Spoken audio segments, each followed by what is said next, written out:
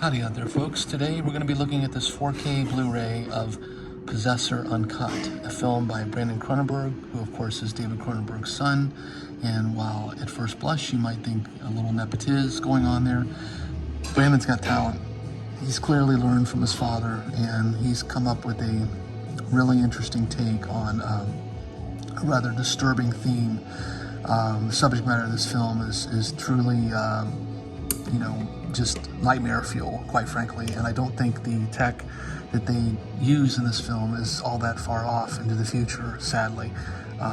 It's a fascinating sci-fi horror film with an expert cast and really surefire direction by Brandon, and the practical effects too are just terrific. There's very little in the way of CGI. And I really appreciate that because it lends a sort of tactile,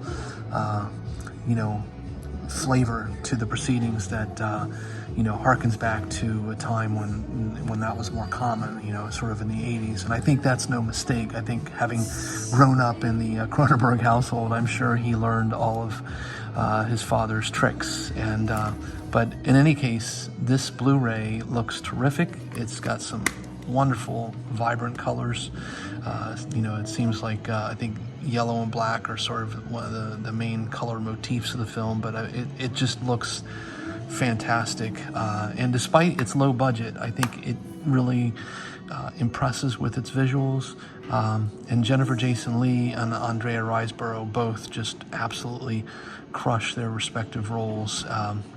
Sean Bean, of course, is in it, and we all know what happens to him pretty much in every movie he's in. But maybe this movie's an exception to that rule. I'll let the viewer discover that for themselves. But in any case, I would just definitely recommend this film. I think it's a movie that is incredibly sure-footed and has something unique to say. I would just caution that if you are a little squeamish, you may want to avert your eyes a time or two during the film, because it is incredibly squishy at times. And even for my sensibilities, there was a moment or two where I was like, wow, I don't know that I necessarily needed to see that. But I think through the lens of the film and the context of the story, it works. I don't think anything is really gratuitous. So on that note, please take care, everyone, and until that next time, whenever it shall be.